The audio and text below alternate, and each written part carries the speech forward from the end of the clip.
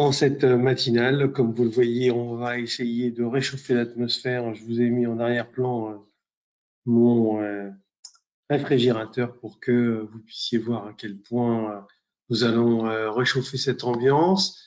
Alors, on va donc débuter complètement. Voilà,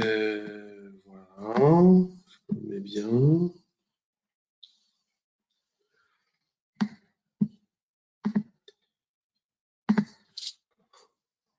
Donc 3, 2, 1, il est 8h32, donc on va pouvoir démarrer sur cette masterclass pédiatrie top deuxième, effectivement deuxième parce que il y a eu un premier épisode. J'aimerais, même si vous êtes peu nombreux et que vous aimez bien regarder en replay cette session, n'hésitez pas à me poser des questions, ça me permet d'avoir une petite interactivité. Et puis, même si vous n'avez pas de questions à poser, mettez-moi sur vos chats de questions, justement, ça va, on suit, pour que je n'ai pas l'impression de parler dans le vide. Donc un petit peu comme dans les séries, Marine, si tu peux encore me donner encore un goût pour me montrer que tout va bien et que tu entends bien. Et est-ce que vous me voyez? Tout va bien. OK. Donc c'est parti. Donc, elle est motivée en plus, donc tout va bien se passer. Donc, un peu comme dans les séries, on fait toujours un petit récap, vous savez, previously on. Eh bien, là, je vais faire un petit récap dans l'imaginatif que vous pourriez avoir sur ce qui a été dit lors de la première session, mais je vais le faire en rapide pour que nous puissions dérouler l'ensemble des questions, parce que oui, nous allons faire l'ensemble des questions qui étaient fait antérieurement. Donc, je sais qu'on est, Marie, tu dis chapitre 23, donc c'est bien. Donc, on va faire les 23 premiers chapitres en bande dessinée en donnant chacun des messages importants. OK, c'est parti. Sur la croissance, l'important, c'est la courbe de croissance.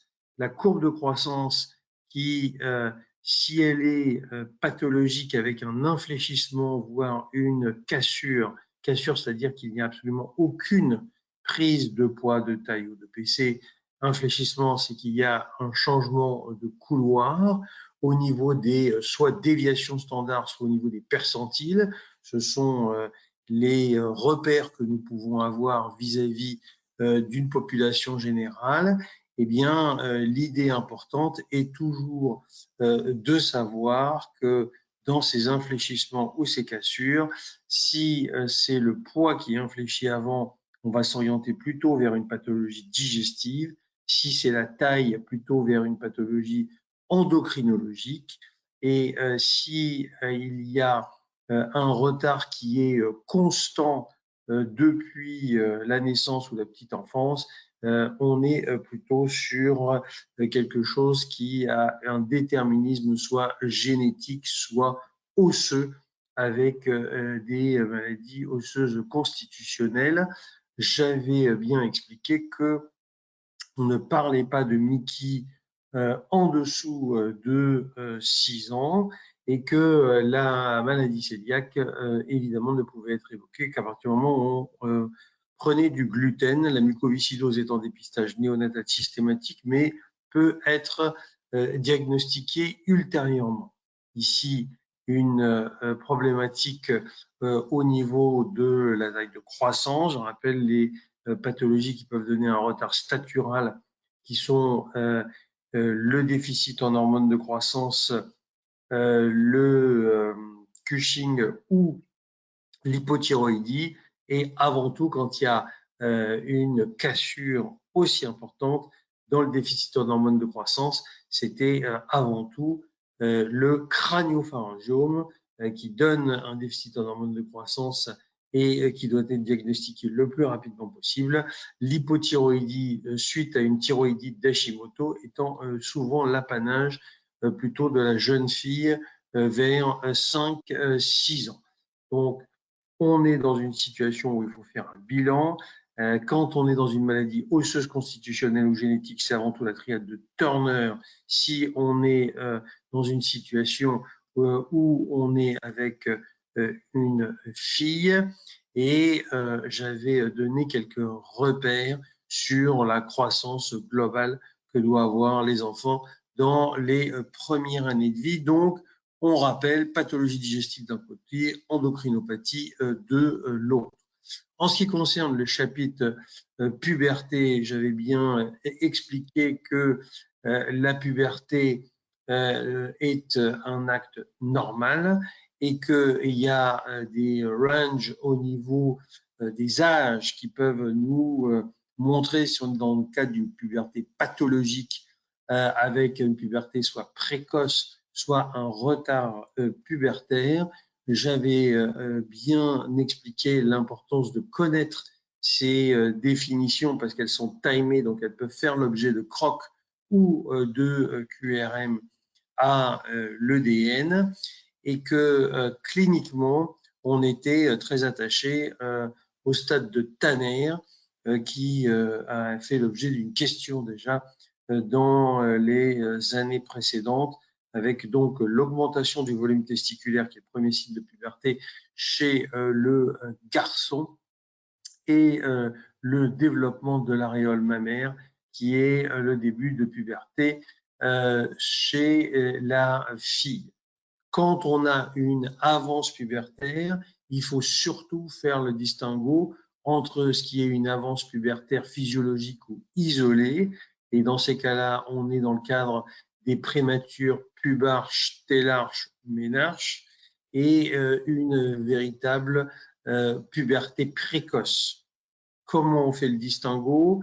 Avec l'âge osseux ou avec les examens biologiques, mais surtout avec l'échographie pelvienne qui détermine la maturation utérine et qui détermine par cela s'il y a une vraie puberté précoce ou si on est dans une avance pubertaire.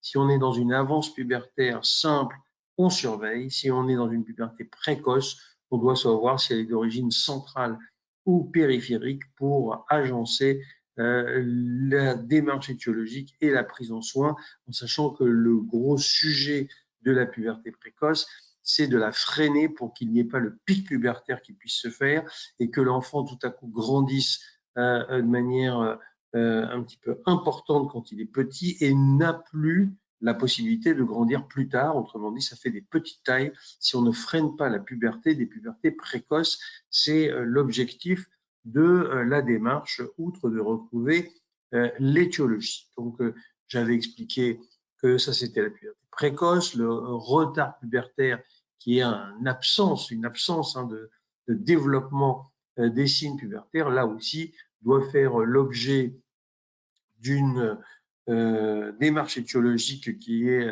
extrêmement endocrinologiquement déterminée, avec une situation où il faut savoir s'il y a un trouble génétique ou s'il y a un trouble endocrinologique ou si on est juste dans un retard qu'on appelle un retard simple. Que ce soit donc le garçon ou la fille, les démarches avaient été évoquées dans le retard pubertaire. En ce qui concerne le développement psychomoteur, j'avais bien mis en tête qu'il était important d'avoir ce tableau que vous avez en face. Je vous avais demandé de faire un screenshot parce que j'avais mis en rouge tout ce qui était déjà tombé à l'ancienne ECN et puis maintenant l'EDN sur les situations qui peuvent être à l'origine de QRM. Donc, c'est des choses qu'il faut malheureusement bien intégrer. Ça fait partie du développement normal de l'enfant qu'on check à chaque consultation quand on est pédiatre. Et donc, de ce fait, ça peut faire l'objet de questions. Comme c'est assez normatif, c'est assez facile à poser comme question. J'avais été étonné qu'à 3 reprises tombe à quel âge doit-on faire et doit-on savoir faire un rond, un carré, un triangle ou un losange. Vous avez ici le timing qui vous est proposé. Je continue ce balayage, rapide mais pas forcément inutile, sur les dépistages, en sachant que le dépistage peut être à la fois visuel et je rappelais que le strabisme, on avait le droit d'avoir un strabisme intermittent en dessous de 4 mois, mais que après l'âge de 4 mois, tout strabisme est pathologique et qui peut être à l'origine d'une amblyopie fonctionnelle ultérieure. Et je rappelais que le système visuel commençait à être mature à partir de l'âge de 6 ans et qu'on ne peut pas espérer une acuité visuelle parfaite avant l'âge de 6 ans. Ceci avait fait l'objet d'une question.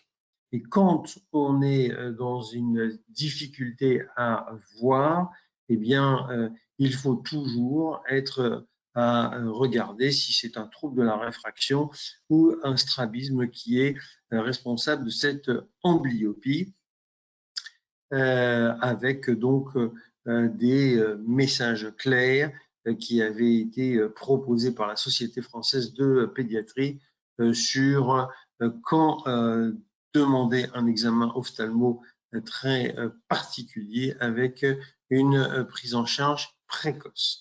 Ça, c'était au niveau des yeux. Au niveau de l'ouïe, eh bien, c'est la même chose.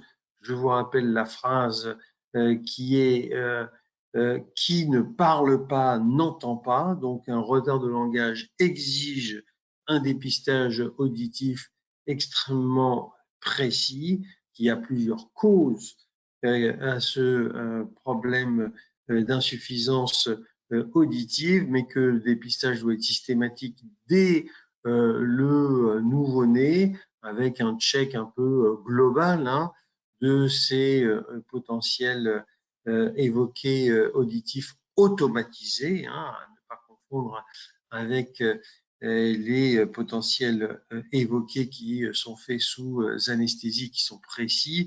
Et donc, je vous avais bien spécifié, selon les âges, comment on détectait les auto-émissions, l'audiométrie vocale tonale ne pouvant être, à savoir, est-ce que tu entends bien à gauche, à droite, ne pouvant être qu'évoquée vers l'âge de 4 ans.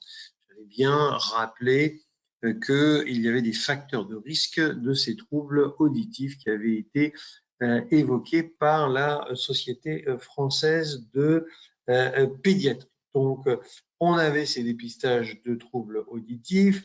En ce qui concerne les anomalies orthopédiques, j'avais bien fait un focus sur la luxation congénitale de hanche qui doit être cliniquement dépistée systématiquement et qui doit nécessiter une échographie de dépistage systématique dans des situations de présentation par le siège d'antécédents familiaux de premier degré ou s'il y a une anomalie orthopédique associée, en dehors évidemment du dépistage clinique dont on a parlé avec ce signe constant qui est ce défaut d'abduction, c'est-à-dire on ne peut pas bien arriver à mettre la hanche sur le côté d'une hanche qui est luxée. Donc une limitation d'abduction qui est véritablement très significative. Rappelons que le craquement n'a aucune valeur sémiologique. En ce qui concerne le développement dentaire, j'avais bien expliqué que première dent de lait à 6 mois, première dent définitive à 6 ans, qu'il y a des examens de dépistage systématiques qui sont remboursés